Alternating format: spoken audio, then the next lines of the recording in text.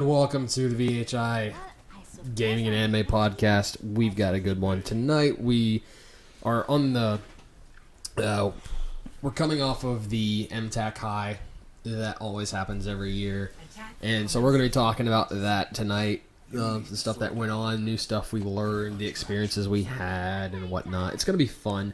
We've got people we met. Yeah, the people we met, and we've got more stuff we're going to talk about other than that, but mainly there's a reason why this was called the mtac special. So, and I'm Hawk. I'm Krim. I'm Phoenix. The Shroud. Yes, and Ketch is unfortunately fallen victim to earthly duties. He's working. Yes. So, our sympathies are with him and whatnot, but anywho, like I said, this is the mtac special. We got mtac stuff to talk about, and unless anyone else has got some dire news they need to bring to the table beforehand, I say we just jump into it.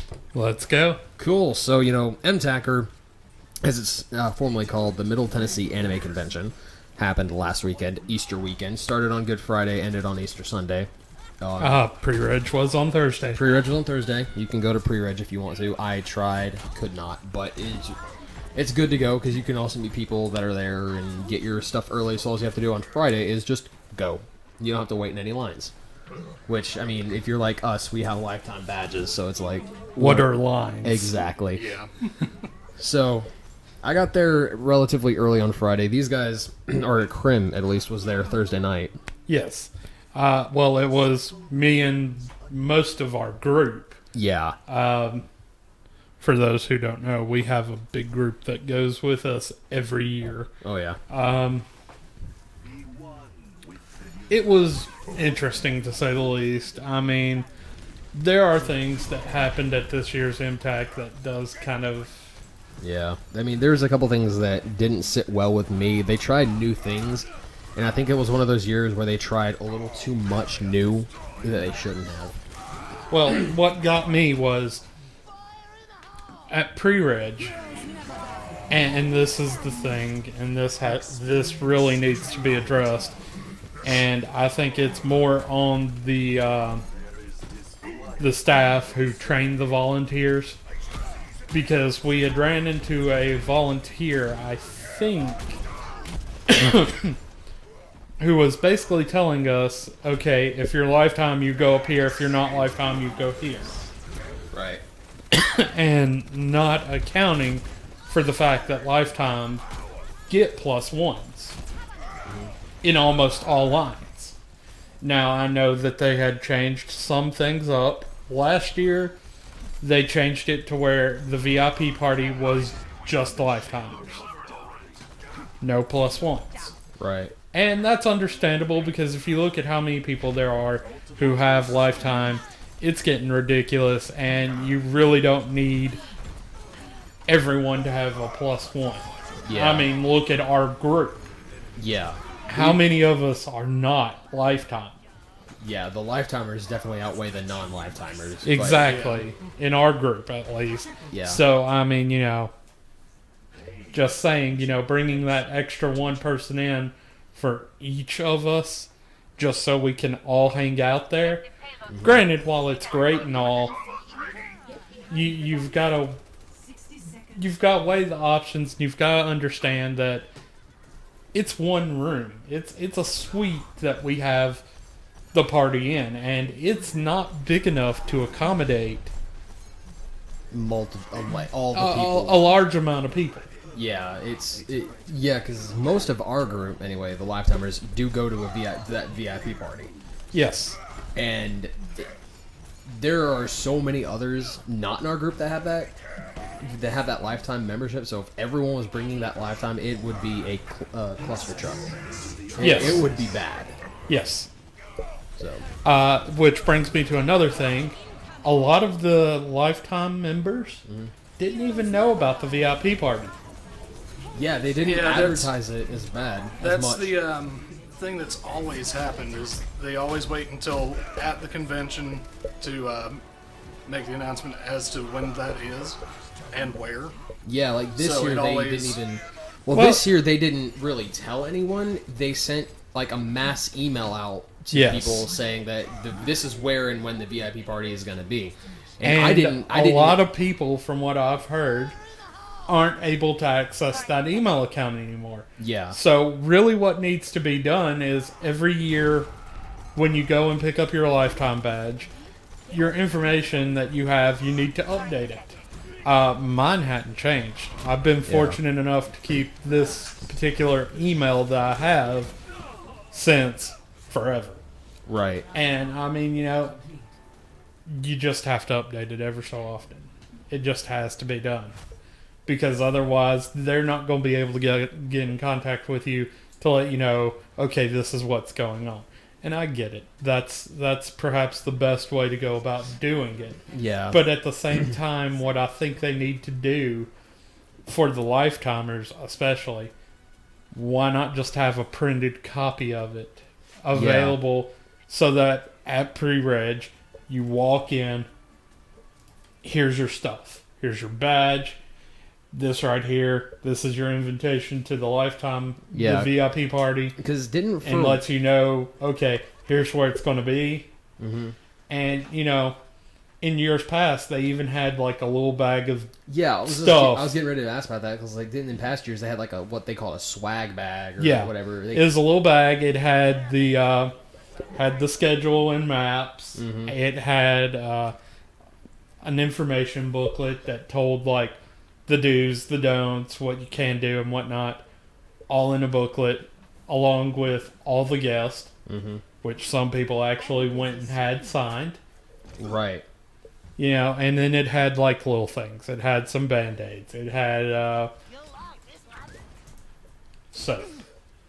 Just like little random things. Yeah. And I think we need to go back to doing stuff like that. I mean, sure, it's going to cost a little to do that. Yeah. But you have to look at it this way. If you make a con experience good enough for people to keep coming back, you're not going to drop in numbers. Yeah. You may, in fact, actually rise in numbers because people will say, oh, well, this con, it was really great. They handled us really well. They did this, this, this, and this. Yeah. I mean, that's just my opinion. And we all know how opinions are. Everyone's got one. They're like buttholes. Yeah. But, I mean, one of the things that I didn't like, and to me seemed like a complete waste of time, was their autograph line ticket idea.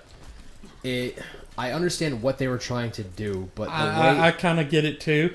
I mean, granted, for those of us who were lifetime, it really wasn't a big deal. We didn't have to have tickets. I thought that at first, because they weren't very clear about it when they talked about it, I thought it applied to everyone, not just the people without lifetime passes. I thought lifetimers got the tickets too. Yes. But the way they did it, for people who don't know, is they handed you a ticket, and if you weren't a lifetime member, you got a ticket for the line. And basically what happened was, if you got a ticket, you would get into the autograph session, but if time ran out and you still had a ticket, you wouldn't get in. But if tickets were out and if they had no more tickets to give out, but there was still time left, if you didn't have a ticket, you could still go in and get an autograph. So what was the point in the tickets if they don't really mean anything? Because if you're not guaranteed to get in with a ticket, and you can still get in without a ticket, what was the point? Like, I understand you want crowd control and you want line management. I think, in all honesty, that's probably what it was more than anything. Because you got to keep in mind where it was and how big of a space they had. Yeah, but you can do it a lot better without the tickets. Because, I mean, you're just adding an unnecessary step, in my opinion. Because it's like you're wasting... I can see what you're saying as well. Yeah. But at the same time, I think that they were doing it to kind of more crowd control and make it to where people couldn't just get in the line and be, skip someone who already had a ticket. Yeah, but I mean, the way in all honesty, I can see it kind of. I see the bigger picture. I see it always. Yeah. I mean, the way they did it after you got in, like with us, they sent us in like 2-3 at a time. if that. They'd send us in at about 5 at a time. Yeah, which I remember in years past, they wouldn't do that. They'd just be like, okay, it's open, go in, and the line would fall out. It would start shuffling into the room, and then you'd get it done, you'd go out. Yeah, if they did that without the tickets, it would run just as smooth.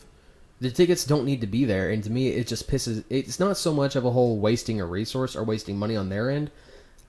I could see it pissing people off in line, because, oh, I've got a ticket, you gave me a ticket, but I can't get in to get it. But in other lines, people without the tickets are still getting in, you know? Like, since we're not regular attendees, we're lifetimers, it doesn't apply to us as much. But looking at it from the other side, it would piss me off if I got a ticket but I couldn't get in to see someone. Oh, absolutely, because that is the whole point of anyone going to these conventions. Yeah. For the most part. A lot of times people hear, oh, this person's going to be there. Well, I want to go see that person. Well, then I'd better go to this convention. Mm-hmm. Well, from my understanding, though, is that if you got a ticket, you were guaranteed to get in line. No. But they actually had a cutoff somewhere. Yeah, the way they worked it was, like I said, if you got a ticket... Well, it's the timing. Yeah, if you got a ticket, but time for that session ran out, you weren't guaranteed in. So no one was guaranteed into a session, not even lifetimers. So if you were a lifetimer and you came up towards the end of it, you wouldn't get in. They made that very clear. Which I can understand that part of it, but at the same time... Yeah, because that would push someone who's not a lifetime out. Yeah, and it's like I was saying... that's not what they wanted to do. That's not what the lifetime was ever meant to do. Yeah. And it's like I was saying earlier, like looking at it from the other side, since we're lifetimers, it doesn't really apply to us. But looking at it as someone who doesn't have that lifetime pass, if I have a ticket, I'm thinking I'm getting in. But if I'm sitting there close to being into the autograph session room, and they shut the door because the time's cut off, and I've still got a ticket, but I'm not guaranteed in, I'm going to be pissed off. Right. So it's like having that ticket is a false sense of security, and I just think it's much better if they don't do the ticket, but they did everything else, because the line seemed like it worked out. But I just hate the ticket idea. I mean, sending you in a couple at a time, if you're a lifetimer, checking you off, not giving the plus ones, it all seemed like it flowed fine. Yeah. But the tickets are just... Not to mention you still had the Walk of Fame. Yeah, and you still had the Walk of Fame later on. Which was on Sunday. So, I mean, it's not like you didn't have opportunities to meet everyone. Yeah, because even some of them did multiple autograph signings. Like, Cassandra did one on Friday, and she did one on Saturday, too. Yes. So it's like you had multiple opportunities. Plus the Walk of Fame. Yeah, plus the Walk of Fame. So it's like you don't... Because everybody does the Walk of Fame. Yeah. I don't know. I just like I wasn't a fan of the tickets going into it, and I'm still not a fan of it. Like the process flowed well, the line seemed like it worked, and there wasn't an overcrowding in the actual room. And I think the guests enjoyed that more, because when it was just me and Krim in a room getting autographs, or like a couple other people, like what we did with Cassandra Lee Morris and Keith Silverstein, they seemed like they were in really good moods and they were really happy. And but then again, we were the first people in there. So well, either way, still, I remember years back where like last year, me and you were the first two in line, and we got in early, but there was still a massive line behind us. They seemed more rushed because they have all these people in there. Yeah, they have to get them through, so they're not willing to sit there and talk back and forth. I still remember 2 years ago. It was when I was with y'all. We were a little bit behind. We were trying to get Craig in our time, and we were kind of behind. And when we got him there, but the doors were shut. He couldn't get in until he said, "Oh, I'm a lifetime member." And one of them who was in that, who actually been here for a while, goes, "Oh, you can come in." But the one next to him, what? He can get in, and she worked there, but apparently she had no idea the power of lifetime. Yeah, that sounds like that was... And that's another thing. And this is something that I talked to Ketch about one night after the convention. Mm-hmm. Volunteers. Because as we all know, mtac, they have a staff, people who typically volunteer, have volunteered for multiple years. Yeah. People who know how things work. They have that staff. Then they have the volunteers who might work there 1 year, might not, you know, back and forth. Now, and this is the thing. Some of those volunteers have worked there before. Some of them haven't. Some of them know how things work. Some of them don't. Mm-hmm. They need to start training them. They need to start letting them know, okay, look, these people who are Lifetime, who have badges that look like this, that say Lifetime, are treated this way. And this is one. Yeah, because I remember the 1 year, my first year as a Lifetimer, it seemed like the volunteers didn't understand what was going on, and I didn't get my badge on time. I had to wait for the next day. Some of them acted like I shouldn't have got to the front of the line just because I had another different colored badge or whatever. So it's like, I agree. Like, some of the volunteers need to be trained. And this is the thing. It's been like this for when years. you volunteer, they have meetings. Yeah. They tell you where the meetings are, and they tell you when the meetings are in advance. Yeah. At those meetings, they need to train these people. And I think that's what they're for. However, if someone who decides to volunteer doesn't show up for the meetings, they don't know the information they need to know. In which case, what needs to be done is they have a list of the people who are volunteering. Yeah. They need to basically call roll. Yeah. If you're there, you're marked. It shows that you have shown up. Okay? If by the time the con comes and they've had all their meetings and someone hasn't showed up who has volunteered, then when that person shows up for their volunteer badge, they need to be informed, we are sorry, your services are no longer needed. Yeah. You decided that you wanted to put time into this con on this weekend, but you didn't put forth the effort to learn what you need to know about your job at the con. Right. So moving on. But, you know, that's Yeah. my opinion. Well, yeah, definitely. I mean, But- you know, the volunteers, we appreciate them. Yeah. They work their asses off. They work 40, 50, 60 hours over the course of 3 days. Yeah. For basically entry to the event. For entry to the event and kind of lifetime privileges. Because they can get into rooms before us. Yeah. Okay? So, you know,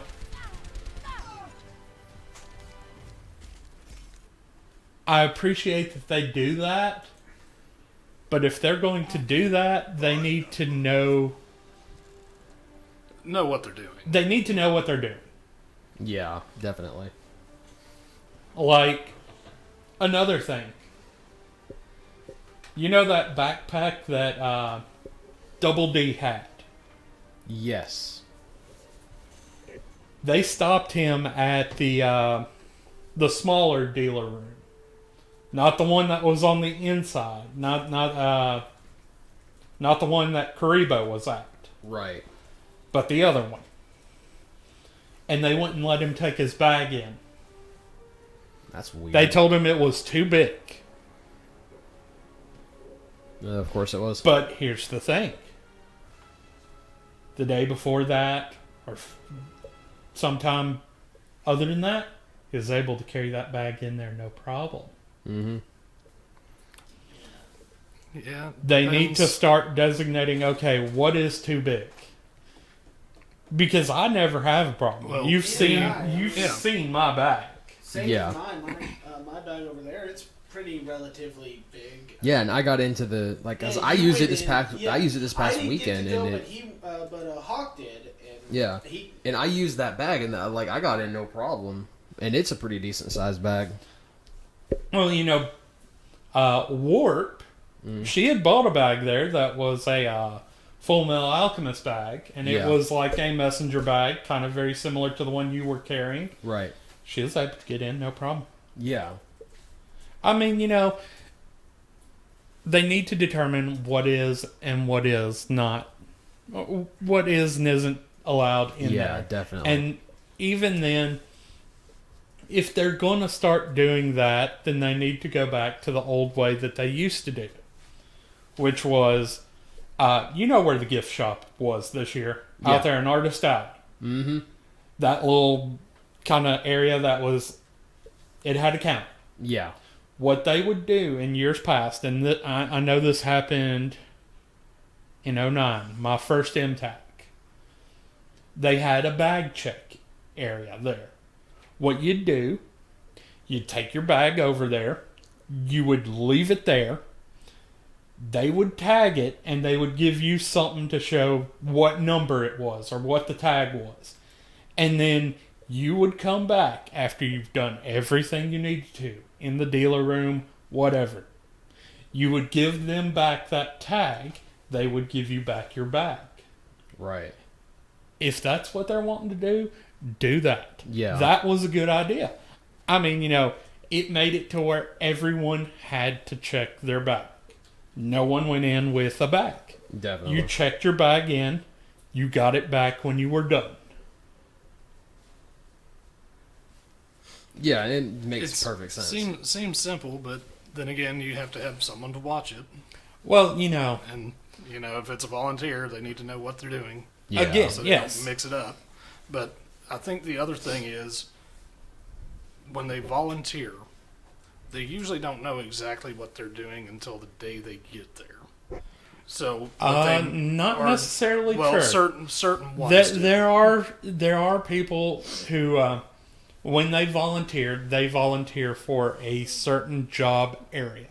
Like Dork Boy volunteers for the loss prevention, the security. Yes, and Train he volunteers for the technical side. Right. Yeah. But Like anyone- he does yeah. setup of soundboards and the running of cables and whatnot, and that's all well and good. That's something I've thought about doing. Yeah.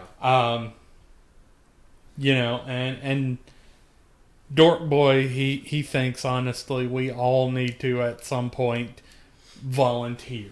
And I think he's funny. I think I paid $300 to enjoy a con. Yeah. I think so too. I mean, don't get me wrong, I wouldn't mind doing it a little bit, but I'm not going to try and do anything near what he does. No. And here's the odd thing. You want to know what department he said would be best suited for you? For me? For you. Do I? Sure. What? Guest relations. My anxiety prevents that. No. You would be working with... 20 years after we won the I war. know. My The- anxiety would flare at that. You would be working with the voice actors. Well, that may be something he wants to do. Yeah. There's also the, Senpai out. There's the senpai factor.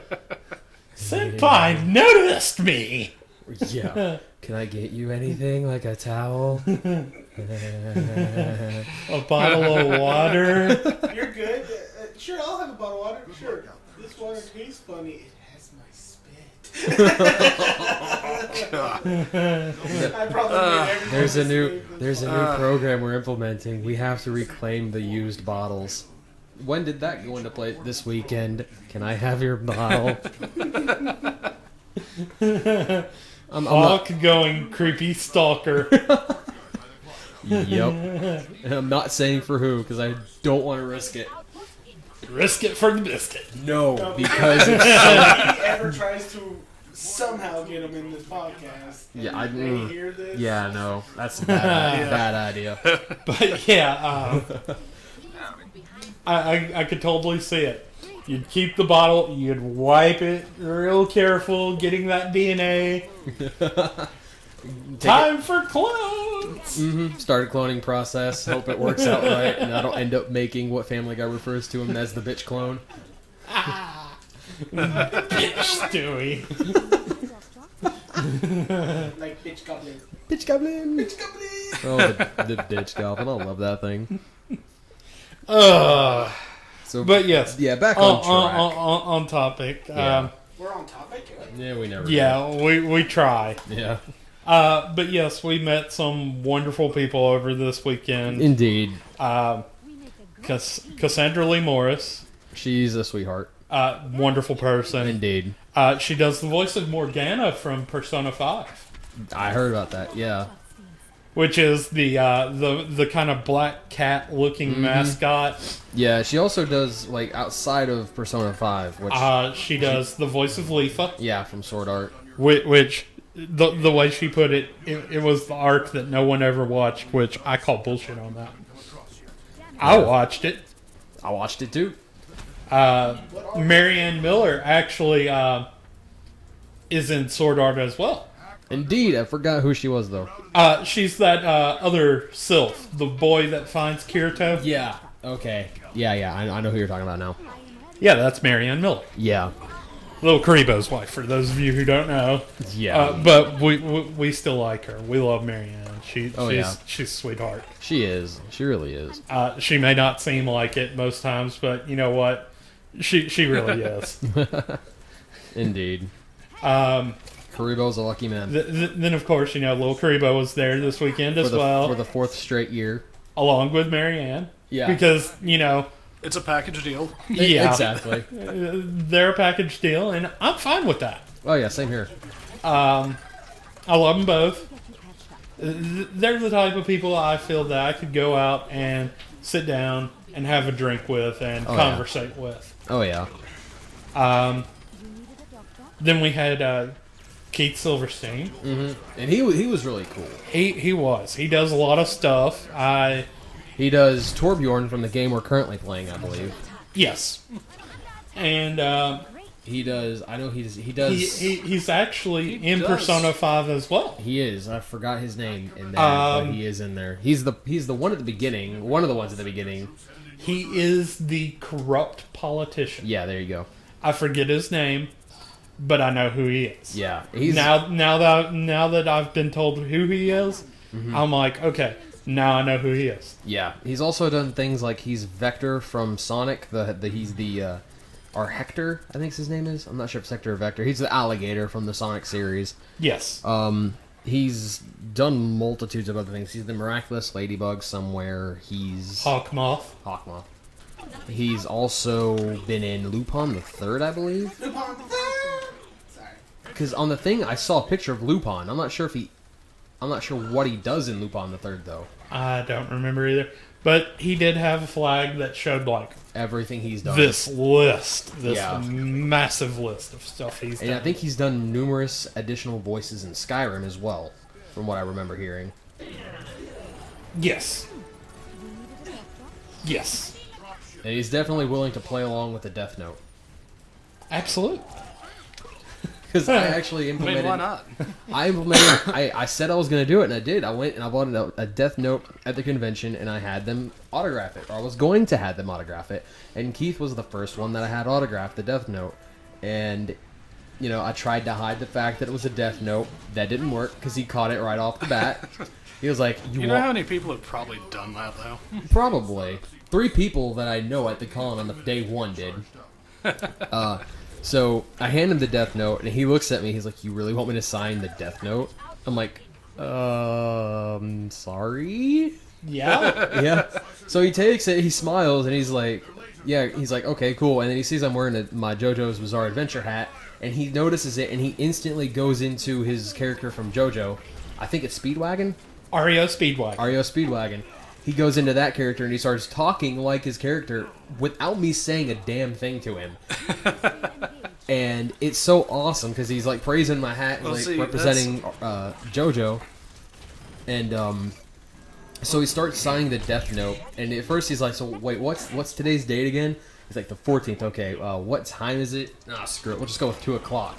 And before I know it, he's actually signed in my Death Note, "Keith will die on 4/14/17 at 2 o'clock p.m."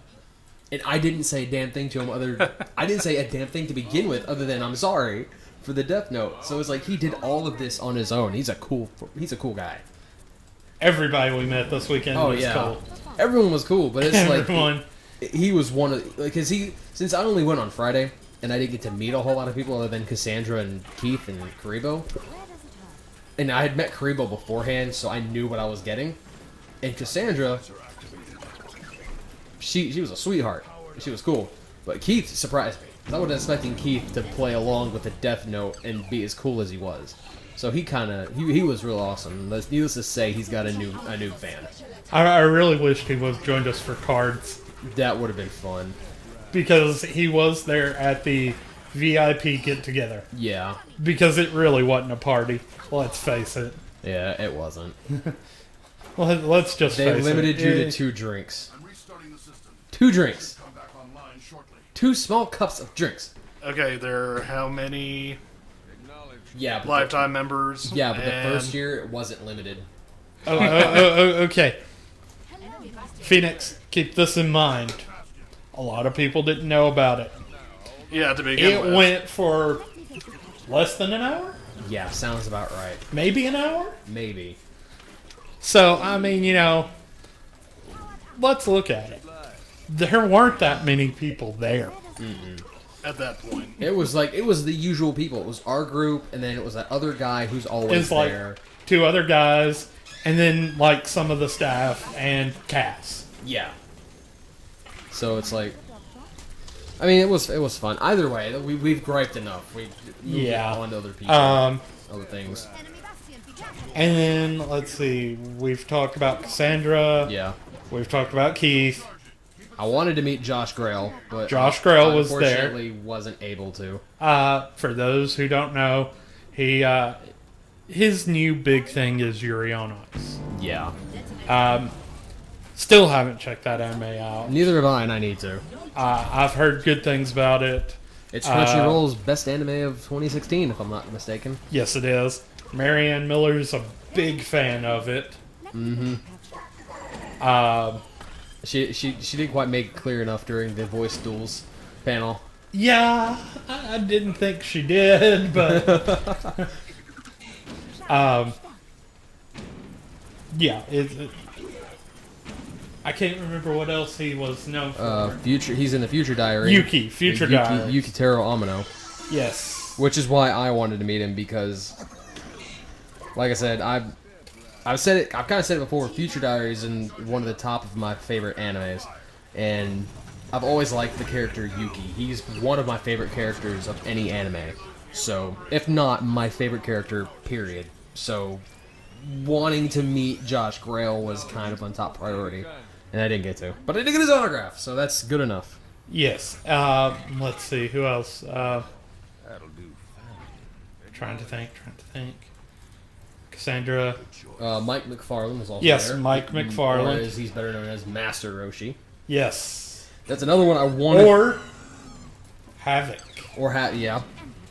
And you see, I wanted to get a girly mag and have him autograph it in Roshi's signature, but that didn't play out. Yes, the idea I had was to get an art book, a sketch pad book, and get it covered like one of the dirty mags from Dragon Ball Z, and just hand it to him. Damn straight. Which would have been hilarious. Oh, it would have. It would have. But, well, So, what else? What else do you guys do over the weekend? I hung out with friends I hadn't seen in a while. But that's not really podcast worthy. No. Unfortunately. I, of course, went to the Risque cosplay. Silent Bob won. I heard that. How many times has he won that? Or is that the first time he's ever won? First time he's ever won. But he's been in it quite a bit. Yeah. He's been disqualified a couple of times. Like that year we were at Murfreesboro. Yeah. Mm-hmm. And then he had his undies kind of sagged a little bit. No, it's because no pasties. Oh my god. Was that why he didn't win? That was exactly why he didn't win. It was because, oh my god, his movies weren't pasties? Are you kidding me? He has since rectified that problem. Oh my god. Hey, Yeah. the rules are the rules, and it's not mtac rules. Well, I guess if you knew the Silent Bob, you would know that his boobs are probably bigger than half of the girls that go there. So, I mean, I guess, but damn, really? That's why, on a damn technicality. Absolutely. He got robbed. He got robbed. This year he won. He as deserved. He deserved to win because he's damn good. He's a perfect Silent Bob. Yeah, Was he Silent Bob this year, or did he? Yes. So he was at. Okay, good. I believe he was Silent Bob. I know he was for Risque. Yeah. I don't know if he did any outside of that, though. I Yeah. really didn't 'Cause I see think him that much, but he does Silent Bob a lot, but he's a good Silent Bob. yes, I mean, he's got the look down. Yeah. And in addition to that, when he's dressed up as Silent Bob, he does exactly what Silent Bob does. He does not talk. He does. He's the perfect Silent Bob. Unless something important comes up, which he has done once before when he put Dork Boy in his place. Nice. Why wasn't I there for that? I mean, those are the best ones. Oh yeah. I think this was a couple of years ago. It's back when we were at the convention center. Okay. I think it had something to do with either Marvel or DC. I can't remember. That's important. But Silent Bob put him in his place. And I wish I could have seen that. Why wasn't I there for that? I don't know. Oh man, what was I doing? It's not important. But yeah, I mean, congratulations to him. I mean, if anyone deserves to win a Risque cosplay, as weird as that is to say, it's definitely Silent Bob. I never thought those words would ever come out of my mouth in a million years. As much as he's been working on this, Yeah, he deserves it. definitely. Not gonna lie. And I think the greatest part about the Risque cosplay that I enjoyed, they had security guards in there, right? Mm-hmm. To keep an eye out for people using their phones. Because unless you're press, you're not supposed to use any sort of recording device at all Yeah. Right. inside of there while they're doing that sort of thing. And that's completely understandable. Yeah. But yeah, so I think the greatest part was we were in a row and there was a security guard like just across the way. And I would look over there ever so often and the guy would be just cracking up. Like, I mean, he was not expecting this. And he was cracking up. I think that's part of the great thing about the Risque cosplay. It's like, it's not so much to go and watch perverted things. It's people put some funny effort into this cosplay. Especially, like, dude, Silent Bob deserved to win, but come on, you got Silent Bob doing a Risque strip dance on the stage. I know. Hey, come on!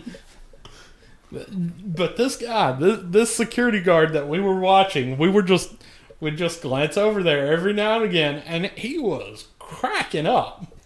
and we enjoyed it. I mean, you know, that was a good part of the Oh, yeah. actual experience because we were like, look at this guy. He's cracking up over this. He had no idea what he was getting himself into. Yes. Like, yeah, this can't be that bad. Let's go ahead and volunteer. Oh my god, what I get into? Pretty much. That's awesome. Hey, if But- you're going but to volunteer for something, you might as well get a show out of it. These were professional security guards. They were actually a part of a security agency. So They they've were seen uniformed. Yeah, they've seen the true thing. They haven't seen that. Yeah. They were not expecting this. No.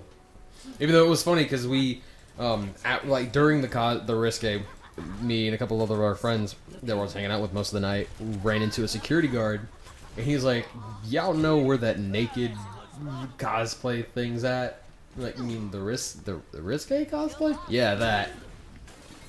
Yeah, it's over that way." thanks. Like, he didn't know where it was, so it's like, was he trying to go and get a peek at it? Or was he trying to work the dang thing and didn't know what it was? It might have been the same guy cracking up. Well, anyhow, as we said, we were there for a lot of things. Yeah. I know on Saturday, they had said that they had, and we're going to kind of move a little bit along here, they said representatives from Nintendo were going to be at the con to unveil something, and they didn't say what it was. Yes.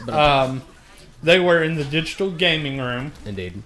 It was Saturday at... I want to say 2? Yeah, that's the time that sticks out in my head. Unfortunately, I didn't get to go. Yeah, I was going to go if I was there, but... We did have some people who did go, and they told me about it. Mm-hmm. And what they unveiled was the new Mario Kart for the Switch. Yeah, Mario Kart. Was it in fact Mario Kart 8, the deluxe edition, or was it a new Mario Kart altogether? I think it was the 8 Deluxe Edition. Which is good in itself, because there really isn't, other than the fact that it's coming out, there's really no tech demo out for it on the Switch itself. So getting to be able to play it, or at least show what it looks like on the Switch playable, is a good thing in itself. I'm kind of honored that they did it here in Nashville. Oh yeah, that's something pretty big. That's like you would save for like maybe E3 or like somewhere up in New York, but to bring that here to Nashville for the nationwide, or one of the bigger cities. Yeah, one of the bigger cities, but to do it here as its national gameplay debut, or its tech demo, I think is what it was, or at least just to have it here. Just to have Nintendo here. For any reason. Yeah, for any reason. Just to have Nintendo here. Just the fact that Nintendo was here. A Nintendo representative. Yeah. And I think the best part about it was not only the fact that you had a representative from Nintendo here, it was all the buzz it was creating. Because I remember hearing people talking about what it was. Like, is it the new Fire Emblem? Or is it like a new game? Is it Xenoblade or Xenoverse, or not Xenoverse, but Xenoblade Chronicles new one coming out? Or is it a new game altogether? Like an anime related game or something? Just like the buzz it was creating and how people were talking about it. And so it's like, it shows that this was good and this was cool for a lot of people, that they would come here and that they would do it. And what were they bringing? And I mean, it might have been a little bit of a letdown that it was Mario Kart, but at the same time, it's cool that it was Mario Kart, because that's a big title. Yeah. It's not like they brought some indie title here to show it off. They brought Mario Kart. Speaking of indie titles, there were a couple of guys in the digital gaming room who were kind of... I think they were indie developers. One of them was Noctis Games. Okay. They did this game called Nos Fur Atu, Okay. where you play as a rabbit vampire. Well then. Yes. Why not? Exactly. Why And not? why not? From what I've seen of it, I haven't actually played it. To my understanding, it is a mobile game, Okay. meaning you can get it on like your smartphones or your tablets. Mm-hmm. I think it's available on both platforms, both the Android and the iOS. But it's a kind of 2D side scroller, kind of very similar to like the old school gaming platformers, where you go around and you complete an objective by collecting stuff and whatnot. Right. Do you have a clue of how that's spelled? NOSFUR. I think it's... I have their Facebook. Okay. 'Cause I'm going to see if I can look it up and whatnot, because that sounds like a interesting game. And while we're looking, you can enjoy the wonderful sounds of Phoenix trying as hard as he can on this Overwatch. Yes. Is it lagging again? No, that issue's been dealt with. It's not the lag this time, it's just he needs to get good. I need teammates that are good. Well, that's a fine how do you do? Kind of. Oh, while we wait, I'll tell you people a bonus of having a Switch today. When the power went out, I could still play. Take that.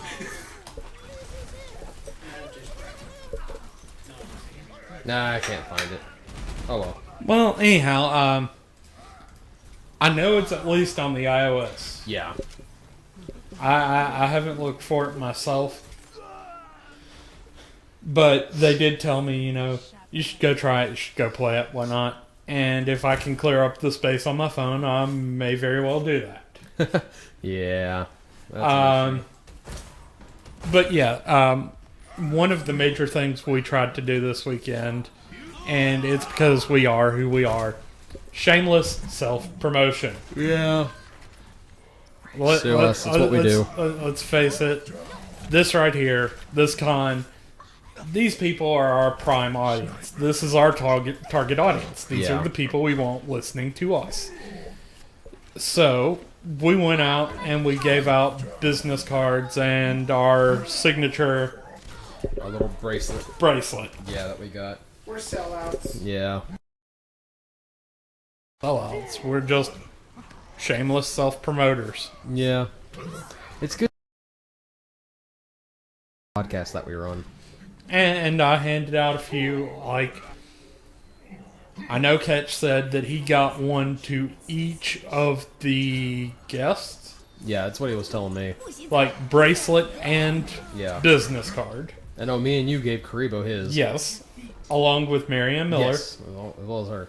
because, that's his wife. Yeah, of course. I handed out a couple at the Noctis Gaming booth. Because I went by there, the guy stopped me, he talked to me about their game and whatnot, and I was like, you know what? Here you go.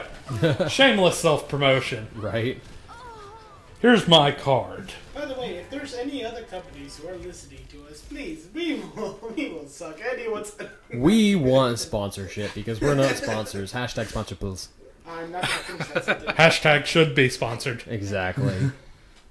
We will do almost anything for a sponsorship. Nah, we won't do that. No. We will have Shroud do almost anything. Yes. Wait, We what? will shave No. Shroud No, no. and allow him to be No. a human billboard. Yes. He's got every new sponsorship we get will get tattooed somewhere on his body at your choosing. No, I don't think my family approves. Well, too bad you're in the show business now. We didn't ask them. So Yeah, exactly. You're Welcome to the biz, boy. You're grown up. You can make your own decisions. More like you can let us make your own decisions. This is my decision. Too bad, boy. I think I went out. Or we could No, it's always too- do it. it's too We late could now. always do it to Dork Boy. There you go. Oh, okay. Well, but he'd enjoy that. Yeah. You've got to remember, we have to have our own entertainment in this too. He likes to wear skirts. I forget about that. So thanks for taking one for the team, Shroud. Wait, what? No, I didn't. Where's the contract? It's a contract bound by blood. You wouldn't remember. We kind of drugged you. And Wait, what? you ever seen The Hangover? If any police are listening, help! We have fun. But seriously, we want sponsorships. Yes. We'll tattoo Shroud. We promise. We'll tattoo anything of your choosing onto Shroud's body, anywhere of your choosing. That'd So be a cool tattoo. it could be a bunghole on the bunghole for all we care. It's Are you kidding me? We're going to put on his forehead. Add space here. exactly. This forehead is sponsored by GameStop. I wouldn't mind that. Power to the players. Power Just player. just don't do Starbucks. I recommend that. Are you kidding me? We'll put Starbucks on the upper right arm. For some reason, we get Arm and Hammer. Put like on the arm. God forbid we should get Trojan. Trojan. Left shoulder. Trojan man. That would, No. Even better. Oh, that's such a visual. Lord. We're not getting into that. Oh, that was a wonderful What was our visual. rating, PG? Well, I think we hit the M button. I think we marked it for age restricted because of who we are. So if you're under the age and you're still listening, hi, welcome to the show. If you're a parent listening with your kid thinking this is a family friendly show, we're sorry for your misunderstanding.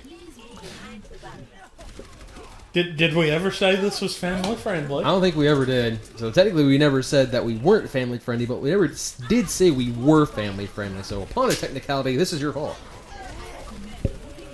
But yes, Back to the show. Back to the topic. back to the topic at hand.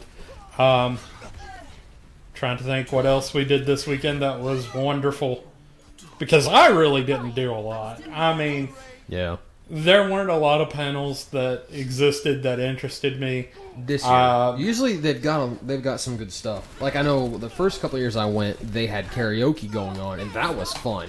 Oh yeah, I haven't seen it in a couple. I haven't seen it in a while either. Yeah, which is sad. 'Cause it's usually really fun. Typically on Saturday nights, they have this thing called the Electronic Dance Party, which was formerly the rave, and For reasons they've had to change that. still kind of is It- the rave. It technically is the rave, but they can't really say it's a rave anymore because last time they mentioned it was a rave, they had a bunch of people going to the hospital, Yes. which is not good. I don't know how that's still handled as far as it goes. Yeah, because I was never one to Because- actually go to those. Wasn't there a chandelier that fell last time? One year I heard I think I heard that's why we don't go to the convention center anymore. Yes. Was because a chandelier fell. Yes. Which brings me to some more news. And this is what I found out from Catch. Can I point out how awesome that was? Which brings me some more news, and you hear McCree going, "It's noon." That was wonderful. But yes, topic at hand.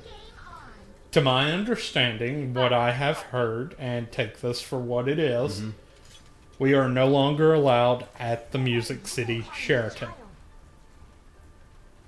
Why? I do not know the specifics. I wished I did. But it's to my understanding that we got banned from the Sheraton. What happened that was so bad? Banned again? That's like the second place, damn it. I think that's the third. According to my understanding, and this, again, this is what I heard, I think it had to do with a lot of the rooms being damaged. This is what I say to that. The hotels need to implement a security deposit. Yeah. Simply put, as much as I hate it, there are too many people who just don't understand how to calm down. Yeah. We're running out of places to hold the con, and this is not. Yeah, Murfreesboro would not be a good option. like It was a horrible option the one year it was. I would not. But then recommend going again, they were planning on having it at those 3 hotels that were all there kind of together. But 2 of them were not finished. back. Oh. And I believe since they have been. Yeah, there's So hotels I there are don't finished. know. If there's still a relationship there with the Murfreesboro hotel we went to, because I think it was an embassy. Because I know we had it at an embassy here too. We had it at the Sheraton and the embassy. We could, if they had more hotels there, then that's a different story. But at the same time, there were other things going on in the background, like I wouldn't say the political side of it, but it was more or less like the con heads butting heads with the hotel itself on certain things, and the hotel wouldn't allow parking for anyone other than people who had rooms there, which is understandable because they had that same thing at the Sheraton and the embassy this year. So if you didn't have a room, you didn't park there. Yeah. But at that embassy, there was plenty of room. There was plenty of room for parking, but they still made you park at the Chamber of Commerce, which granted wasn't that far away. It was a bit of a walk, though. We didn't have shuttles either. Yeah, it was a hell of a walk, but there was a Thornton's, and that Thornton's made it worth it to me because I never would have walked into a Thornton's beforehand, but since we had to literally walk by that place and their slushies, I could get a giant slush and a giant drink for $1.75, and I'm not talking just like a decent size. We're talking like 44-ounce size cups of each. I liked it, but that's not a reason why I don't want to go back and actually make that walk again. But bottom line is we're running out of places, people, so calm the fuck down. But yes, and I think part of the reason is because of the electronic dance party. And honestly, in that aspect, really, I think they need to start getting that more under control or just do Cut away it. with it altogether. To me, they should have cut it from their programming altogether the 1 year people were going to the hospital. Well, the way I see it, and this is the thing, the only rave that I know about that is connected to anime in any way is Rave Master. And it has absolutely nothing to do with electronic music or electronic dance parties. Yeah. Yeah. It's like, I never did see the purpose of a rave, but at the same time, it's like I was saying, just cut. Don't even try and control it. Don't even try to get it under better management. Just cut the damn thing, because it's causing more trouble than it's worth. Yes. I mean, you're having fun, but because every time it's like we're moving locations because of it. Here's the thing, and this is it right here. Back when it was called a rave, and the DJ would come in from outside of mtac. In other words, he was not affiliated in any way with mtac. He would tell some of his friends, and they would get into mtac, and they would bring that culture with them. And as we all know, what are raves known for? Drugs, and lots of drugs. Don't forget about the drugs. So drugs were flying around like crazy. We're talking ecstasy. Mm-hmm. We're talking all sorts of stuff. I mean, and I hate to get off on this, but that's what this comes down to. Mm-hmm. They renamed the rave the Electronic Dance Party. All that was to reassure the parents who were there. Oh no, it's not a rave. It's an electronic dance party. Yeah. Stop kidding yourself. We all know what it is. It's a fucking rave. And it pisses me off. And you know what they need to do? Honestly, if they want to keep it, make it adults only. Yeah. 18 and up. Before you enter, you're patted down. If you have anything on you that should not be going into there, Get out. You're thrown out. Yeah, Police get out. called on you too, if necessary. Yeah, if it's an illegal object, if it's a narcotic, you're going to jail for the weekend or longer. If it's something that doesn't belong there, like if it's alcohol and you're 21, that's one thing. You're still kicked from the con, but we can't call the police on you. Yeah. You're old enough to have that, Yeah. but you shouldn't be taking it in there. Mm-hmm. If it's an illegal substance like ecstasy or anything like that, you're kicked from the con, the police are called on you. Yeah, definitely. Have fun with that. And, you know, they need to have professional security, and by professional security, I mean like the ones that work at clubs, at bars. People who are trained to pat people down and find this stuff. If not them, then actual police there. So it's like, bouncers who can actually yeah, kick someone. yeah, like actual bouncers or actual police. Because if they had actual police, they'll pat you down and send you straight to a squad car. Yep. Simple as that. Yeah. But I'm still all for cutting the rave completely. And I'm sorry if you enjoy the rave, people who are listening, or if you enjoy raves, but anime convention is not the place for a rave, because you got people of all ages that want to get in there and want to enjoy it and want to experience it. If you like a rave, find a rave somewhere else. And Hanzo needs to shut up. Do we have a Hanzo in this game? It was either Hanzo or Genji. Whoever. It was Genji. I heard someone. But anyway, yeah, cut the rave altogether, because I completely agree. Look, I get it, wanting to have a good time, wanting to have a dance party like that. I get it. Mm-hmm. But, quite frankly, it's just too far out of our control. We can't control it the way it needs to be. I honestly think... think... And if we can't do what we're supposed to, it needs to go. I honestly think that Lotus Juice was a perfect, or was going to be, a perfect alternative for the rave. Yes. Because, and the sad thing is, there was a problem with his visa, so he couldn't make it.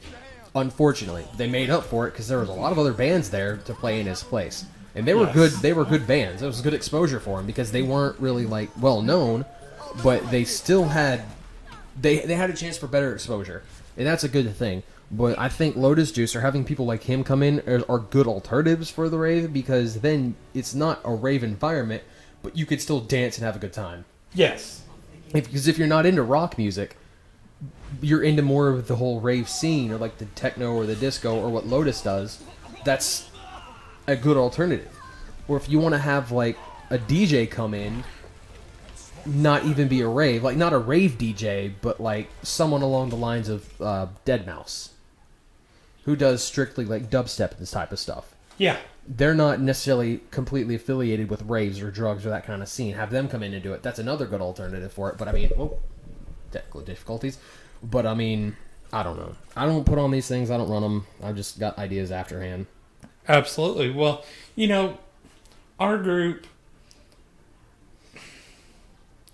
we're We're a fairly diverse. Yeah. we're a diverse group. We're not all old, like old. We're still fairly young for the most part, but that's not our scene. I mean, I remember my first year, I was like, rave, what the heck is this? Let's go check this out. Let's see what this is about. I walked in there, I heard the music, I seen people doing their thing, and I was like, okay. Yeah, not for me. And then I just walked out with my friends, and we were like, okay, we're done. Yeah. This is all we needed. And to be clear, because I don't want to leave any kind of an open end on this. I know that rock music can be the same type of scene as a rave. Like, you've got drugs flying around there. But at a convention like that, or at a convention like what we go to, that's not ever a problem. I don't think the music of that kind of thing's never really had an issue, other than maybe an occasional mosh pit. But I would rather have a mosh pit over a rave. Yeah, and Oh, yeah. The mosh pits are kind of like at the center around, so it's not really damaging. Well, there was one year, the first year I went, when Headphones Presidents were there, they had a mosh pit at the very front. I remember that. And Bit was up front, and I was kind of worried about her, because at the time, she was younger, and I didn't want her to get caught into the mosh pit and get thrown around. And there was another girl who I never knew got caught in it, got pushed to the ground by a couple of different people, and she got hurt. And it's like, could be an issue, but the people that went on, Pimpernel went on before them, their mosh pit was in the middle, so it wasn't against everyone else, but the Headphones President mosh pit kind of involved everyone, and people who didn't want to get involved in, so it's like... Yeah. But even still, that's different. I'd rather get involved in a mosh pit over a rave, with all the drugs and the outside influence coming in. Yes, absolutely. But I mean, like I said, bottom line, like I'm trying to say, is rock can be bad too. I'm not saying that rock's perfect, but country's bad too. Everyone's got their own bad scene. Yes. There is not one genre of music that doesn't have something bad to it. Yeah. Let's face it. But that's what I think. The way I see it is there are things that we can do to kind of prevent bad things from happening. Yeah. And I'm going to be honest, like I said, raves, electronic dance parties, that sort of stuff just doesn't belong at an anime It convention. really doesn't. And I mean, like I said, the main thing with me about the dance party or about the rave and why it should be cut isn't because of the drugs necessarily. It's the lead reason to why we get kicked out of hotels and kicked out of convention centers. Yes. We've gotten kicked out of 2 that I know of now for the rave. The third one we moved, I think it was because of a numbers issue. But I know the rave's the leading cause for why we've moved. Yes. But yeah, I'm kind of interested to see where we're going to go from here, because I mean, now we no longer have the Sheraton. I can And, see us mean, maybe moving back to the Marriott. Like, do the Marriott and the Embassy, maybe. If that'll still work out. If not, maybe back to Murfreesboro if the other 2 hotels are involved now. Well, you see, and this is the thing. The Marriott was the hotel that we used that one year when we didn't use the Embassy, right? Right. Did we get kicked out of there? I don't think we got kicked out of there, not that I know of. But the way I look at it, their staff was not very friendly. Yeah, they really weren't. But I mean, I mean, we had some real issues between the convention and their staff, and I mean, I don't think we got kicked out, honestly. We just decided to move out. We decided to move on, Yeah. but I really just don't think it'd work. Yeah, if there's an issue with the staff, then that's a definite no. Because there's got to be unity everywhere of all parties involved for it to work right. Yeah. Like I said, we'll just have to wait and see what they announce. It's a bummer because it's like now this is looking like MTAC might be falling into the same category as GMX, and I'm not talking about that because I don't know how many people are supposed to know. But if we here at the table know, it stays between us. If not, I'll talk about it after this show because insiders have told me, and I'm not talking about it any more than that. I think I know what you're talking about. And I don't want to see that happen. Yeah. Especially considering how much we've paid in. Yeah. I mean, don't get me wrong. I've already gotten my money's worth. Mm-hmm. Everyone else hasn't. I haven't yet. Here in a couple of years, I will have, but that's not the point, really. Yeah. It's not that I want to make my money back. It's just I've got this lifetime pass. I want to keep using it. Yes. We all do. Mm-hmm. But we've got to have a place to hold it. Yeah, and that's a big issue. And that's, let's face it, that's the issue. And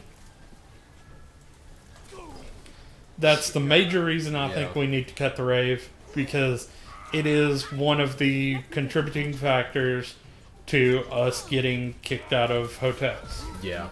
That, and because people just don't know how to act. Yeah. If you trash a room. Yeah. Why did you do it? I think if you cut the rave, then you're cutting a chunk of the people that don't know how to act.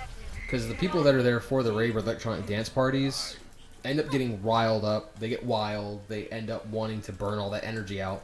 Most of them go back to their room, and guess what happens? Yeah. So. But again, that's us complaining on things, and Yeah. we really need to move on. Yeah, from we do, there. because we've I want to say we've dwelled on what grinds our gears with this con, but we shouldn't necessarily say it's a bad con, because it's not. MTAC's always fun, but it boils down to, I think, the group you're with, because if you go there by yourself, you'll make new friends, but at the same time, you might not have a better time. But MTAC itself's not a bad convention, and it never really has been. It's just that this year there were so many changes going on, and there were so many new things that we're trying, that some of them were good, some of them were bad, and we have gripes about the rave, but if you're not into the rave, you'll have a good time at MTAC. The guests they get are 9 times out of 10 amazing people. I can name a couple that weren't, that I've met, but usually they're great people, and they have you a good time. This year, I think everyone who came to MTAC, with the exception of Lil Karibo and Marianne Miller, this was their first time here. Yeah. And I remember at closing ceremonies, each of them that did talk, they were like, look, we had a great time. Mm-hmm. We enjoyed this. I'd like to see some of them come back. I know Karibo's probably going to if he can. He comes every year since he's been the first year. I told Karibo, I was like, look, even if they don't invite you back, get you a ticket here. Yeah. We got you, fam. Right? Definitely. Because, I mean, he said he's enjoyed the con. He not even on the panels that he's in, he's even said on his channel, like his series, We're Still Here, couple years ago he did it. He actually talked about MTAC on We're Still Here and said how much he enjoys coming to the con. It's one of his top 5 favorite to go to. Oh, yeah. So he enjoys the con. Well, and here's the thing, and this is what gets me. This is what shows that this is a good con. When Lil Karibo comes, Marianne Miller comes. As we said, they're a package deal. Yeah. Well, most cons they go to, they treat Marianne as Lil Karibo's wife. Mm-hmm. As in, she's not really a guest. She's not. They treat her like she's here with Little Karibo. She's the sideshow. Yes. But at ours, it's like she's not Little Karibo's wife. She's Mariana Miller. They're both there. They're both guests. they're both treated equally. They each have their own handlers. Mm-hmm. They each get to do their own thing. Yeah. I mean, it's not like they're both, you know. Yeah, because she does her own panels there. She does her own autograph stuff. He does his own. Like, they do their own thing. They're, like you said, they're both their own guests. They're not here with each other, even though they are. Yes. If that makes sense. But it's not like we treat... At mtac, we don't treat her as Lil Karibo's wife. Mm-hmm. She's Marianne Miller. You know, honestly, to some degree, I think people start treating Little Karibo like Marianne Miller's husband now at mtac. I honestly think that's what it is. I think how the tables have turned. Exactly. It's like at most, like every time that they do panels together, people show more interest in Mariana than they do Little Karibo sometimes, and it's like he's getting overshadowed by her now. I'm not complaining. Well, I mean, you know, she kind of has done more. Well, yeah. But I mean... But at the same time, we love them both. Oh, definitely. It took... I'm not going to lie. For those of you who don't know, Lil Karibo, he has done the audio tracks for the blind on both The Force Awakens and Rogue One. Hopefully he gets to come back for 8. I know, right? I'm waiting for it. I hope he does, because he does a wonderful job at it. He does. And you know, when Rogue One came out, no one... I don't remember him ever mentioning that he had done that. I might be wrong. I might have to go back and look at his tweets and see that, but I don't remember him mentioning anything about it at any point. And if he did, good. If he didn't, good. This was a good surprise for me. Right. I went and I bought Rogue One, and, you know, I put it in, and I was like, okay, go put the audio track on. I want to know who did it. I heard that voice, and I was like... That undistinguished, you know who it is voice. I knew who it was. I was like, they did. Awesome. So they like him. They must like him if they got him to do it again. Which is why I'm thinking he might be coming back for 8. I hope he does. It would be great. I hope they keep him around through all the movies they plan on doing. The greatest story from YouTuber to celebrity. Because he's like, I don't know if he is the person who started the abridges on YouTube, but he's one of the first. He is one of the first. And he does the Yu-Gi-Oh! Abridged, he does Naruto, he helps out with Team 4-Star. I think he's actually part of Team 4-Star now. Technically, yes, he is. On the technicality. Yeah, upon a technicality. He did the voice of Frieza in Dragon Ball Z Abridged. Also the narrator. Yes. He's just a wonderful guy. I enjoy it all around. Both his Yu-Gi-Oh! And all the other stuff he does. Like this weekend, he did a panel, Lil Karibo Unabridged. And he actually aired the... he premiered the newest Yu-Gi-Oh! Abridged at the con. And that in and of itself was wonderful. And,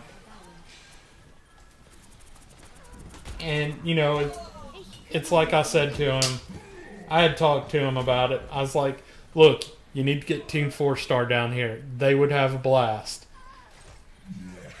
And it's like he said, he's sure they would come if they weren't so busy and if they could actually arrange for travel here. And it's more about the con getting them down here than anything, and that's understandable.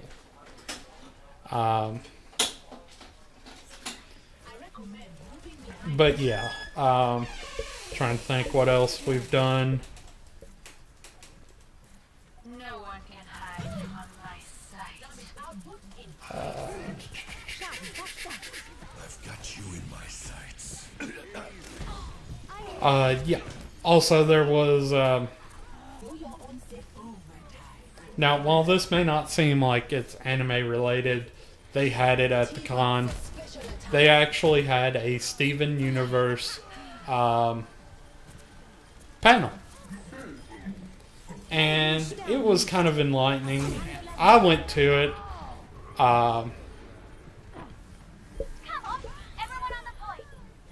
And one of our friends wanted to go to it, but she didn't make it in time and the room got packed. Yes. Needless to say, some of the things they said kind of made sense, but at the same time I was kind of like, well, you know, I look at it this way. Like, one of the things that they mentioned was they think that Rose is evil. Well, And- I'm and- a little bit behind on the series. I think the last one was Stephen meeting his uncle. That was the last episode I saw. I've got you. That was the last episode you saw? Yes. I think Then you're not too far I'm not behind. way behind. I got a good shot. But I think the only thing I know that Rose did, which I think she didn't, was supposedly she killed Pink Diamond. Spoilers for anyone. Yeah. And that was something that was talked about because in one of the later episodes, one of the episodes that you haven't seen, we find out that there's more than just rose quartz that we know. There are many more rose quartzes. There's more than one Rose Quartz. There is more than one rose quartz. Here, I thought she was like special because I only saw like a couple of quartz and they seemed different. Yeah, a lot of the quartzes that we know of are the amethysts and the jaspers. But there are other rose quartz, but they have all... Their physical forms have been destroyed, and they're now inside their gems and have been bubbled. So that is interesting. I really need to get caught up on that. You actually find that out in... trying to remember which episode it is, but it's one of the episodes that deals with when they went to the human zoo.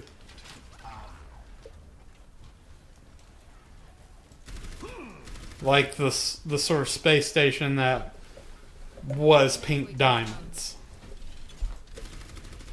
That is now being held by Blue Diamond, who is basically keeping it up in memory of Pink Diamond. Indeed. But yeah, that was just one of the things that happened to show up at mtac that interested me, that I went to, that I'd went to. It was kind of interesting, and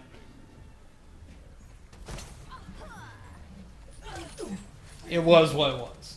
Right. I mean, hey, if you're into that. Yeah. Trying to think of other things that I went and saw and other things that were done throughout the weekend. I will say this. I did go to one thing that I hadn't really mentioned. But if you haven't yet seen Hentai Common, do it. By the way, mature rated content. Actually, no. No? Hentai Common is PG, is technically suitable for children at the age of 12 in Japan. Wow. How? I don't know. I don't know. Does it have what we know what hentai is? No. No. No, it's not hentai. The name of it translates to panty man. So it's not hentai. Yeah. Still. Like, the guy puts panties on his head and gets superpowers. Okay. Ah. I know what Japan is thinking. They think, oh, because they made Captain Underwear in America, we'll make Penny Man here. We'll make panty man, but it ain't gonna be the same. They're thinking They it's put the same good old thing. Japanese twist on it. But it's like, it's I want to say it's the best comparison I can make to it, and this isn't really doing it any amount of justice at all because I hate the comparison. It's like the Japanese Sharknado.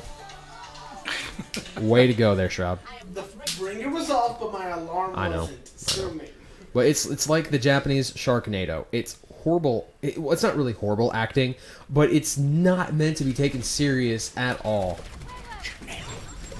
It's but I mean, it's fun. It's funny. It's like it's better enjoyable if you've got some alcohol in your system, but it's good. You can say that to most things. Again, mature rated Yeah, content. mature rated content. That's why we don't necessarily say we're PG-13 right now.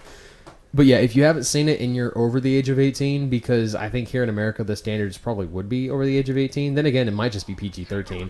I would definitely go see it because you don't see anything revealing. You just see underwear, panties. That's all you see. So it's not like there's no nudity in it. There's no sexual content in it. But he does kind of push his junk in other people's faces. But while he's wearing underwear, mind you, so Yes, kids, this is okay for 12-year-olds to watch, says Japan. yeah. But if you're a kid watching this, then you've probably seen weirder things and worse things than a guy in heels, fishnets, underwear, and panties on his face. This is... Is that like a part of his common outfit, or does he just wear that normally? No, that's part of the common outfit. He looks like a normal stand-up citizen in society. He's a student who wears the student uniform.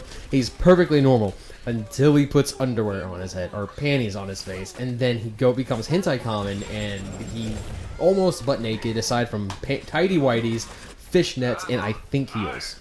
It might not even be heels. It might just be regular shoes. But either way, he wears fishnets. I just realized something. And his junk is like the baseline of any attack. So it's like, you get attacked by Panty Man, you best be getting junk. So, remember how I said Captain Underpants? Mm-hmm. I just realized they made a CGI movie. What if they made a movie of Captain... Hentai Com? yeah. Well, they did. That's what I watched. It wasn't really CGI, but it was like live action. God bless their souls. Like, It's like, why it was like that would live action common Sentai, yeah? Super Sentai type deal. It's one of those Except movies instead they of had. it being like a team of panty men, it was one panty man. Yes. And I hope to God it was one of those projects that the people did just out of fun and not to get something on their resume. Because I wouldn't want something on my resume that said I acted in Hentai Common. Yeah, I know, right? Like, so I see one of your most notable works is Hentai Common. I'm not proud of that. You know how you have to do that one shit movie before you get the good movie? Well, let me tell you in something. America, that would be right. But in Japan, they'd be like, I saw you when I was 12. Welcome aboard. Mm-hmm. Like, you saw... Well, you poor soul. Well, that explains what's wrong with Japan now. No. Japan is wonderful. No issues with Japan, other than they have weird tastes. But yeah, like I said, if you're over the age of 18, you haven't seen Panty Man yet, do so. It's wonderful. I'm gonna make sure I watch it after the show. What? No, you're not. Come Do on. you really get any choice in the matter? Watch me. He forces me to watch other things. I'm gonna make him watch this You're not ting. gonna make me watch a whole movie. You volunteered for Sausage Party. I don't want to hear it. Yeah, Sausage Party was its own disaster. Yeah, don't even. Don't watch Sausage Party if you haven't. That's the only movie I will say don't go watch it. Watch it because it was good in my opinion. You're weird. No, I mean that's all that I've done. So But yeah, I think my favorite part about the convention was the dealer room. yeah, it seemed like it was a little bit better this year than it has been in a couple of years. I like what one of the dealers did, and it was hilarious, and we saw this on the last day of the con. They were doing the mystery grab bags. Mm-hmm. And one of them had a bag that said, might even be a boat. Yes. That's Or awesome. it could be a boat. Don't you get it? Anything could be in that bag. Even a boat. We always wanted those, right? Then let's just get the boat. I'll take the bag. Could it be a boat? That's awesome. Props to that guy. Did anyone There were some great cosplayers there too. Like, not just with their outfits, but the dedication to the character that they were. It was pretty good. Like, there was a police girl from Saris, excuse me. Saris Sar- Victoria. That's right. You better say it. Saris Victoria Victoria from Hellsing. Yes. And I think it was the Hellsing Ultimate one. But she was there, but she had some dedication to her character, not just in Hellsing Ultimate, but the Abridged series too. Absolutely. And that was amazing. It was. Police girl. Police girl. Oh man, I love it. You're gonna miss the shot. You better take the shot. You gotta miss it.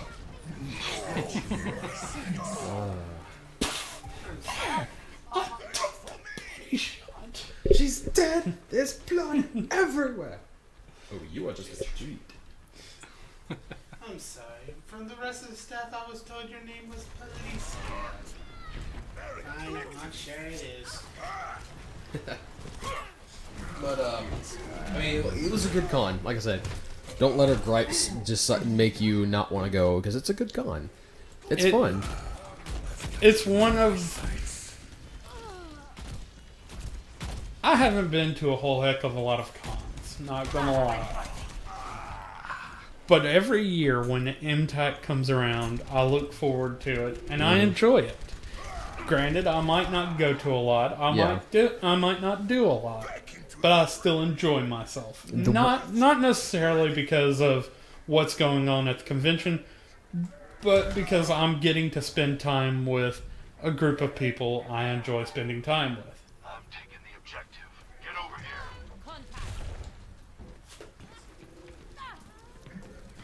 Sorry, sorry, there's just stuff going on around us that sounded like they were disrupting things. Anyway, but yeah, and the way that I look at it is like, if people like Vic Mignogna place mtac in their top 5 cons, period, it's a good con. Oh yeah. Well, you know, like we said, Lil Karibo loves this convention. That says a lot. Marianne Miller, she feels the same way. Because, like I said, she's treated as her own person. She's not treated as Lil Karibo's wife. Yeah, and that's a big thing. Yes. And then all the other guests that were there this time around, they said they loved it. That they think that it might be because of our quote-unquote Southern hospitality. That could play a factor into it. Y'all welcome here.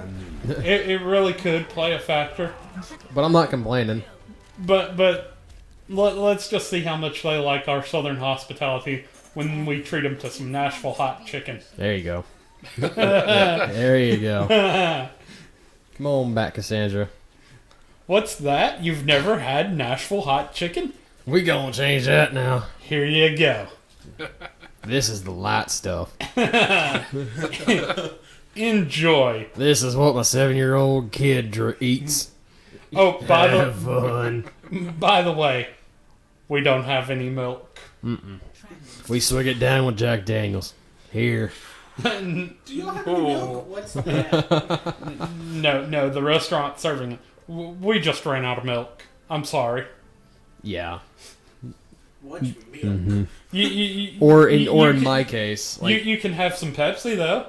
yeah, here you go. Or in my case, the waitress at Buffalo Wild Wings voluntarily brought me a bowl of rolls because I had had so much hot stuff. And she's like, "Are you sure you don't need milk or water or anything?" My mouth's on fire. I'm sweating. I'm fine. I'm good. Don't worry. And then she comes back like 5 minutes later with a bowl of rolls. I'm like, "Bless you, child. Bless you." God bless you, man. Free of charge. So. That's And one time, didn't they bring you like a little thing of milk? I think they did. That was the same one. They brought me a thing of milk too, but they brought me like the kids' milk. Yeah. They brought me a thing of kids' milk. Well, you know, that's all they had. And I'm not complaining. I was like, "No, I'm fine. Don't worry. I don't need help." And then she brought me like bread and milk. I'm like, "Thank you." I will not admit defeat, but thank you. Basically. Mm-hmm. Never give up, never surrender, except to that chicken. Yep. I seriously hope that some of them do end up coming back a second time. And like next year's con, God forbid it happens, we have returning guests again. I'd like to see some old faces come back. Don't get me wrong, I enjoy the old faces, but I also would like to see some new. Well, I'm not saying I don't want to see new faces. I would like to see a couple of old faces come back. Like, I would love to see Johnny Young Bosch. Mm-hmm. I'm still holding out for Chris Sabat, but that's like near impossible. I don't think. I mean, unless he catches wind that a lot of voice actors really love Nashville, then again, he might charge a lot. It might take a lot to get him here, which is probably why he's not here yet. Because I'm pretty sure that mtac's already looked into getting Chris Sabat at mtac.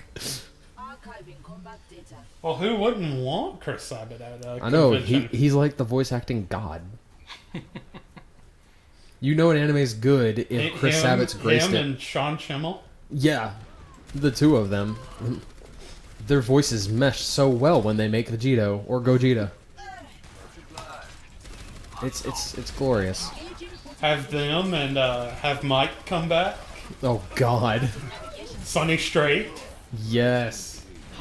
Oh, he would be another good one to have come back. Or even just like Sean Schimmel.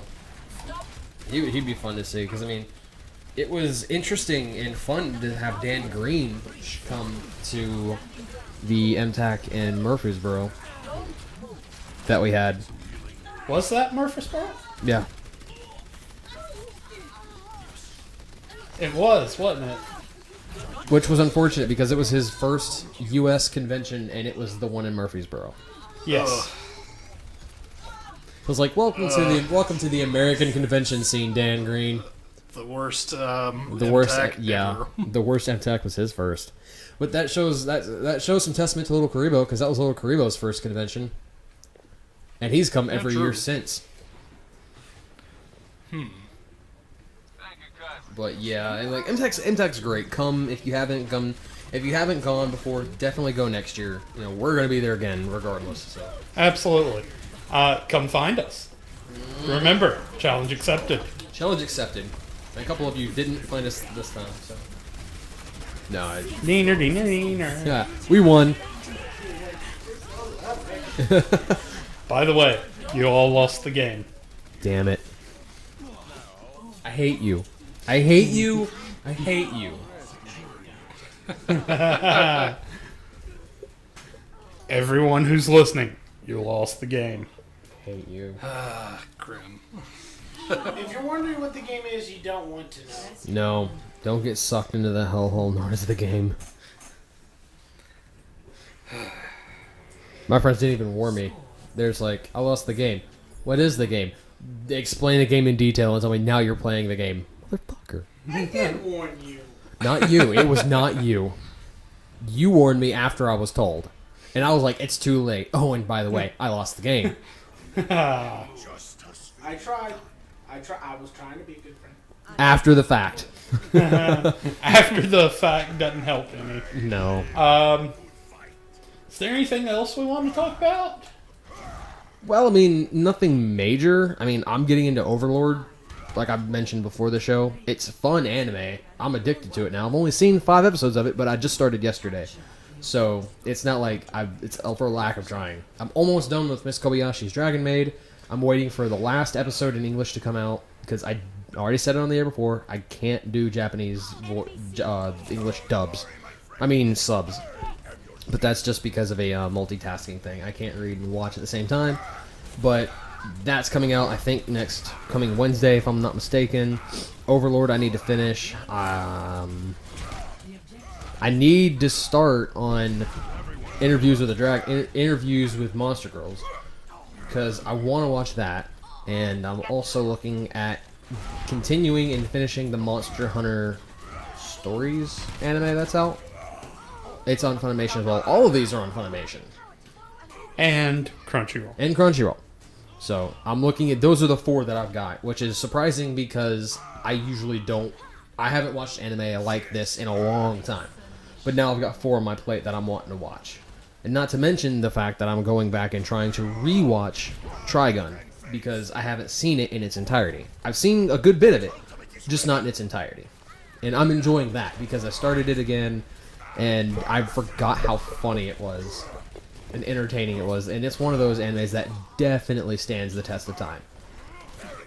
Because it's one of those older animes in the back of the time when anime was good, but it's one of those that if you liked it, don't go back and watch it. Like G Gundam. I love G Gundam. Bad idea to go back and rewatch it though. Yes, everyone go and watch it if you haven't watched it. Yeah, but Trigun definitely stands that test of time. So does Cowboy Bebop Oh, definitely. and Outlaw Star. Yeah, they're all like they stand the test of time, and Trigun is definitely considered.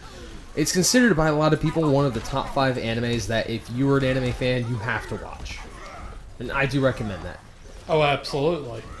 And don't get me wrong. There are animes that are coming out now that I would highly recommend to watch. I haven't But- even seen it, but I'd recommend Yuri on Ice just because I've heard a lot of great things about it. Same here. Crunchyroll and apparently the members of Crunchyroll tend to think real highly of Yuri on Ice. I Because- wouldn't tell. Yeah. I haven't finished it, but it is pretty good. in my opinion. Yeah. Oh, there you go. To finish that. Marianne I would- Miller thinks that it's good. I couldn't tell. I will say though, if you're into video game animes like Dot Hack or some people hate Sword Art, but I like Sword Art. If you're into that kind of thing, definitely give Overlord a try because it's different, yet it follows the same kind of formula as a video game anime, but at the same time, it takes a little different twist, and to me, it's better than most. Because he's not one of the character's not one of those that goes guns a-blazing, let's kill everything. He's very smart, calculated, and wants to learn the land before he goes out and actually Also, for those adventures. who did not like Sword Art Online, I still recommend you watch Yeah, it. definitely. It is different at the same Well, time. They're two completely different entities because it's like There's another one that I could throw in there. Log Horizon. yeah, Wasn't, definitely. I would suggest that one too. I know. I mean, you've like I said, that's another one with me. It's Yuri on Ice. I haven't seen it, but I've heard a lot of great things about it. And if you're into that kind of thing, watch it. And it's, Oh, absolutely. and if you hate Sword Art, definitely still go and give these a try because I honestly think that Overlord might be better than Sword Art. Log Horizon's definitely better. I mean, some of the things you're going to question it because, and this is the thing, they show times when they're playing the game, but it shows them sitting at a computer. So we have to wonder how they got stuck in the game. Right. I mean, because typically with like Dot Hack or Sword Art Online, they were in some They sort have, of like, a dive. yeah, like type Sword Art machine. had the nerve gear, Yeah. but with that one you're completely immobile on a bed. With Dot Hack, if I'm not mistaken, had that dive gear type thing, but you were still sitting at a computer. I don't remember. Like I vaguely remember it, but I think that's what happened. But yeah, either way, it's definitely. I mean, there's no such thing as a perfect anime. You're gonna have plot holes and you're gonna have questions. Like I'm sure, it's like I'm new to Overlord, so I'm sure there are some kind of plot holes or some questions that I need to ask, but I haven't really. Found them. Yeah, I haven't found them yet, but I'm still early into it. Yeah. So Um, even try out No Game No Life if you want to. yeah. That's getting an English dub here soon, I think. Speaking of which, a movie of it. It's supposed to be the prequel of everything, like Oh, the Great yeah. War. I remember seeing that a few weeks back or a month, and that movie's coming out. Mm-hmm. Looking forward to that. And let's throw another one in there since we're kind of on a video game anime topic. Summer Wars. oh, I loved Summer Wars. I did too. It was great. It was a wonderful. And really, anime. it wasn't so much video game It, as it was the world of Oz. yeah. Which, it was more than just gaming. It Mm-hmm. was everything. It was, but it had a video gamey feel to it, and I Yeah. would throw it into that category definitely. But I mean, either way, it was a good one. not even from a video game aspect, just an anime aspect, it was wonderful. Because the reason I say it was more than just video games is because once, what was it, Love Bug? Yeah.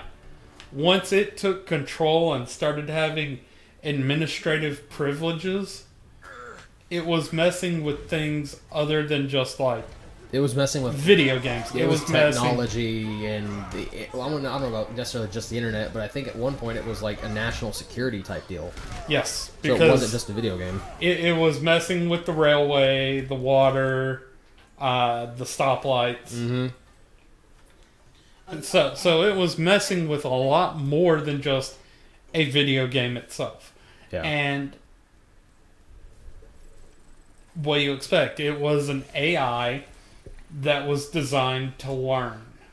Right. There is one anime I remember finishing up. The Saga of Evil Tanya.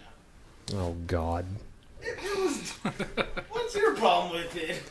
It's just the idea of it. Like, if you explain this anime to anyone, Okay. they'd give you the same response. But I will say it's pretty good. It's just... It is Not long your to cup of explain. tea. It's not that it's not my cup of tea. You gotta It's watch it. you can't have to hear watch it. You can't- When you hear the description for it, you will have the You same... would think I took many drugs. Basically, businessman gets killed and gets reincarnated as a little girl way back in, like... Basically, he died in our world and was reincarnated as a girl into the next world, and but this time the reincarnation, she remembers all her past life because God made a deal: you cannot die. If you do, you will not be reincarnated. Yeah. And so now, this little girl has some power in the military and is now... Well, everyone does. Magic is there, but she's trying to push her limits because she doesn't want to die. When she's dead, it's game over. Yeah, it's the whole concept behind the whole thing. It's just like, really? Yeah, that. And Krim's found it. But it is a very, when you watch it, it's actually, you may think of this like, oh man, it's so it's not. It's actually pretty brutal at times. It has the idea of something that sounds like from a moe kind of thing, but it's pretty dark. They sent a child to war. Yeah. I don't know how darker you can be. We're talking World War II war, not funny. Yep, that's her. It's kind of like they said okay, we're gonna throw this kid, and the reason why is she's that good. She's the best. I will protect. Unfortunately. Which in a way makes sense. She lived a whole adult life. Yeah. Anything else we can think of? I mean... You want to end it with critiquing my gameplay? I mean... Like last time? I mean, I'm always game, but the question is, do you want that in your ear again? Sure, whatever. Hell yeah, let's do it. Let's do it. Because the only other thing I could think of would be trying to do a Persona 5 review without being too spoilery. Yeah, good luck with that one. Yeah. And here we go. Hey, I'm not over there yet. Yeah, I'm gonna do it without you. And here we go. And he's taking the ball down. He's not dead yet. Wow, this is shocking. Who the hell is he even? He's not. He's that girl. Oh, Farah. Well, he's don't- walking around. He's with other teammates. Oh, they the round haven't is started. played. Okay, They're now. not even starting yet, and he takes to the skies, and justice reigns from above, as Pharaoh likes to say, and down goes no one yet. People, place your bets. When is he gonna die? 5 seconds, 10 seconds. It's Well, anyone's apparently, game. he's looking at being first blood, but it's not looking like he is. Maybe he takes to the skies again, hoping that justice will reign. It's a thunderstorm, and the forecast is calling for justice. And who is gonna die first? And fiery death. And he's over the water. He saves it. He's back on the land, and someone's gonna die. So help me God, I'm gonna kill someone myself. Their blood will be shed, and it was him. All right, it was Down 20 goes seconds. Okay, Farah. Justice will not reign today. Sadly, people, there's no lagging, so there may not be that many He deaths. cannot blame lag this time, as it's its own skill that's costing him. And now he's back as Farah, hoping that So the basically- storm will come through again with vengeance. But now, does he have the skills to pay the bill? Can he cash the checks that his skills have made? We don't think so. He's looking in bad shape again, and he's down! Apparently, he did not. Freaking Symmetra. Apparently he's too much in credit to pay for these bills. His bank account's running quite thin, but he's sticking with Farah. Fool me once, shame on you. Fool me twice, my skills might be running low. Fool me 3 more times, and I might need to switch heroes. We're not at that point yet. Don't worry, as long as he has the power of believing. Oh wait, that's anime. We are not in that. We're in video games. Power of belief can only take you so far, Jimmy, and he's looking at... He almost got attacked by a roadhog, but he said, not today, I don't think. Let's look at the forecast. What's in the forecast today? Justice! Die, you weak peon! I don't think they're that weak because they're not dead yet. He's getting... The one enemy is getting help from a mercy, but he's getting the Pharaoh... I'm so excited I can't speak right. That and it's going so fast, man. Everything is flying so fast I can't see. There's a mercy. There's a roadhog. There looks like I don't even know what that is. And he's down again! Oh my gosh! Oh man, he's in 3 times of debt right now. He's gonna need a big shovel. Like I said, fool me once, shame on you. Fool me twice, shame on me. Fool me 3 more times, and I should switch characters, but I'm not because I'm too hard-headed. He's going back in with Farah. Look at the forecast. It doesn't say justice. It Yep. says death. What's that little glowing thing at the bottom? I believe it does say justice. I didn't realize that he had his ultimate start up, but he's gonna try it again. He's gotta find someone to shoot it on, though. Has he found someone? Yes, he's found someone, but and down goes whatever that was. Warhog! There's a roadhog in his way. Roadhog, he was stunned and he's down. So what happened to that justice? Yeah, that justice didn't seem like it came quick enough. You know, these sports announcers at football and That's what she basketball, said. they want a real challenge to talk about something that's happening. They need to talk about this, because it's hard to keep up. Sports would be much more enjoyable if the announcers could be heard by every player in the game. Yes. Pro Also, Farah, I am not. No. are you pro anything, sir? Because not- if you are, I would use it right now. He seemed to have a lot of fun as Junkrat, but he's not using it right now. Justice, and he's Oh. down again. He denied your justice, sir. Your justice was thrown out. He looked at the window. forecast. The forecast did in fact say justice, but he had other plans. He punched the cloud. And he's bringing out the Beetleborg. The Beetleborg. The That's what- I Beetleborg. thought this was a Centurion. I never really knew much about this. He looks like a beetle to me, Jimmy. Shut up. You shut up. You shut up. He's following What in the kind of Junkrat. beetle has a giant laser cannon on This the right arm? Beetleborg. They're doing nothing right now other than grouping up to be dead. They're like sheep at a cattle. What can happen? Who's the cattle? They are.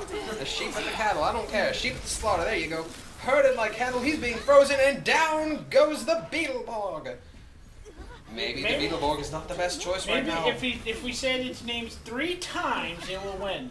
Beetleborg, Beetleborg, Beetleborg. They didn't win, Jimmy. Damn it. Don't worry, they have 30 seconds. They don't have Yes. a prayer in the 30 step. seconds to go, and they're still trying their heart out. It's not over yet, but it might as well look like it is. But he's back as the Beetleborg, and he's gonna try it. I keep forgetting her real name. So, Vinny, do you want to Marissa. pick up That's some... it. Vinny, do you want to get something to eat after this? Because I think this is a done deal. I'm hungry. And you know what I'm hungry for? Justice! And down goes the Beetleborg. And I thought for a second the word pinned was pwned. It might as well have been. That's what I thought it was. Oh, they're No. on the overtime. Nope. They're always on overtime. When are they not on overtime? He's looking at another character. He's gonna take the big guy. He's going for Reinhardt.